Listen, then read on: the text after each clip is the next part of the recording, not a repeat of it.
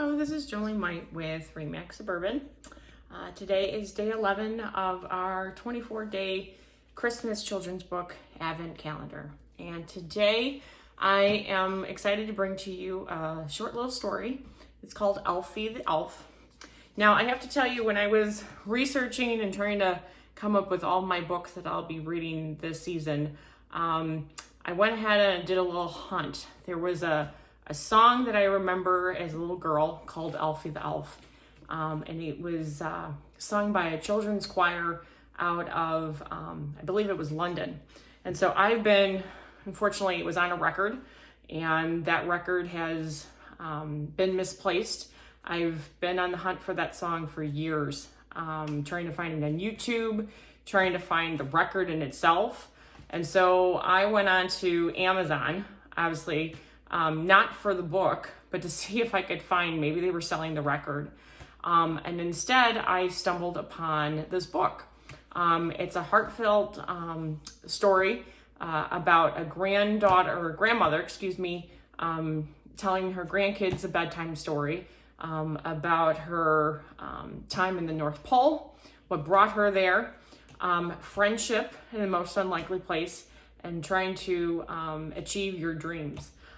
And I will say that in the story, now I'm trying to do my research on this. I don't have this at this time, but in the story, the grandmother does reference the song Elfie the Elf. And so I will be posting that song for all of you to hear. I don't think anyone probably would have heard it, and maybe you'll find enjoyment as much as I did as a child.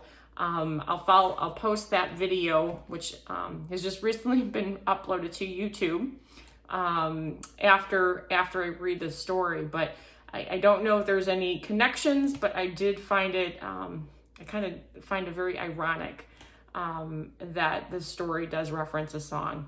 So I hope you enjoy it as much as I do. And without further ado, Elfie the Elf.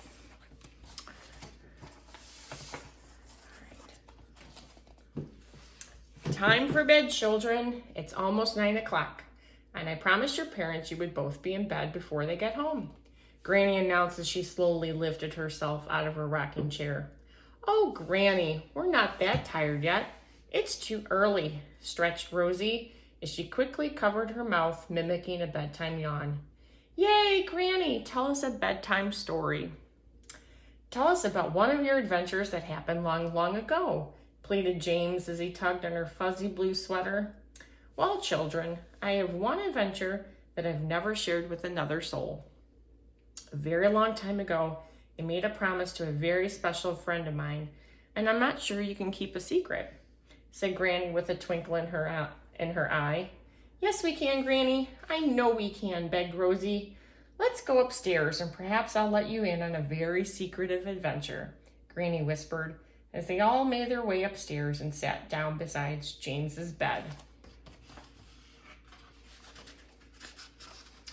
A very long time ago, when I was a little girl, my father was stationed to work at the North Pole. I was very unhappy about moving away and leaving my friends behind. When we arrived at the North Pole, I couldn't believe how high the snowdrifts were and how cold it was. But the worst part was that I didn't have anyone to play with. Many nights I cried myself to sleep. I wished I could go back home, but I knew that was impossible. Christmas was getting closer, and I didn't think Santa Claus would know where to find me.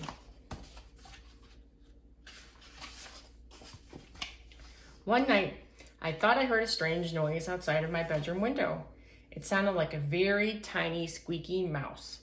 Quickly, I jumped out of my bed and ran to look out of my window. There in the snowy bank, I saw a tiny blue elf crying. Oh, Granny, what did you do? Was he really blue? Did he talk to you, or did he run away? Asked Rosie. Be quiet, Rosie. Let Granny finish the story, snapped James, who sat perfectly still, hanging on to every word Granny spoke. All right, James, I'll continue. I climbed out of my window and very cautiously made my way to see this unusual little blue elf. He was so tiny, no higher than my knee. He had pointy ears and a very red nose. He was dressed in a blue fuzzy jacket with matching pants, and his face was really blue. This tiny elf was so upset he didn't even realize I was sitting next to him. Granny looked out the window and continued her story. "Hello there, little blue elf. Why are you crying? And what are you doing all alone out here on such a cold night?" I asked. "Oh, you wouldn't understand. Nobody can help me. I'm hopeless," said the elf. "Hopeless? Why would you say that? Santa sent me on an errand and I got myself lost. I don't know where I am." "You know Santa? The real Santa Claus?" "Of course I do. I'm Elfie, one of Santa's helpers. I make toys for children all around the world, and I used to be one of the best toy makers around." "Oh, Elfie, what do you mean you used to be one of the best toy makers?" "I can't do anything right. Everything I touch turns out to be a disaster. All the other elves laugh at me, and I'm a terrible toy maker." "Oh, Elfie, let me help you. I know exactly how you feel. Ever since we've moved here, I've been so unhappy. I don't have any friends, and I bet Santa Claus won't even know where to find me on Christmas Eve." "Oh, yes, he does. Santa Claus knows everything, and I'd love to be your friend if you would like." "Elfie, I would love to have you for my friend. Since we're friends, and friends help each other, let me help you.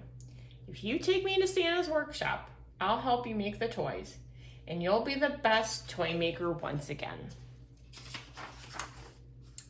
Together, Elfie and I trudged through snowdrift after snowdrift until we finally found a tiny village. It was in the middle of nowhere. Elves of all different colors were busy packing Santa's bag. They were scurrying here and there. And then I saw the reindeer. They were so huge, and there seemed to be something magical about them. It was almost as if they understood every single word that was said, Granny continued. One tiny elf saw Elfie, and he called out to the others, "Hey, look who's finally back. Hey, Elfie, did you lose your way again?" A group of elves surrounded Elfie and teased him about forgetting to put wheels on the toy trains and putting soldier heads on the bodies of teddy bears. I couldn't stand to hear how mean these little elves were being to Elfie, and I yelled really loudly, "Stop it, stop it, stop teasing Elfie. He's a very kind and sad little elf, and maybe if you realized that, you wouldn't be so cruel." Just then, Santa appeared. "Ho, ho, ho, what do we have here? Elfie, are you crying? Who is this little girl? You know I don't allow visitors here at Santaland." "Hello, Santa. I'm Jessica. Please don't be angry with Elfie. I asked him to bring me here so I could help him."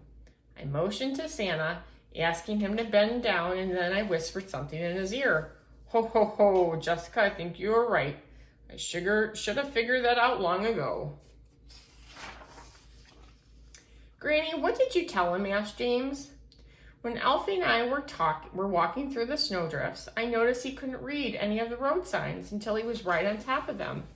He couldn't see them because he needed glasses. Santa Claus went over to the workbench and found a pair of glasses that were just perfect for Elfie." "Oh, Granny, you really met Elfie and Santa Claus. Were you ever lucky?"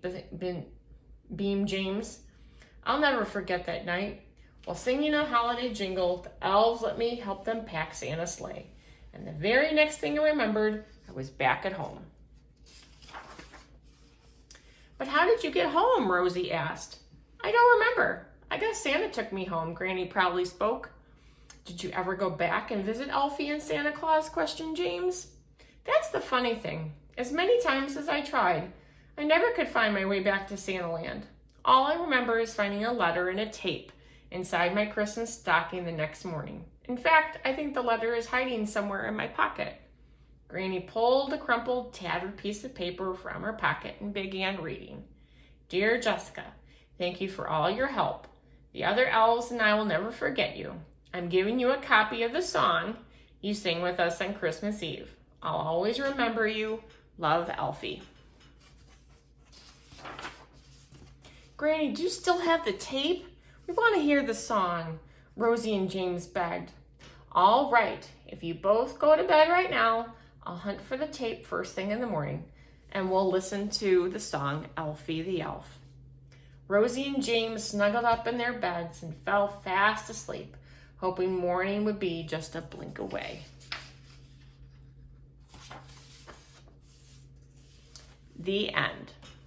So, as I promised, I will post the song, which may or may not be the song that the author has referenced in the book, but it's certainly one that led me on this path to find this beautiful story, Elfie the Elf.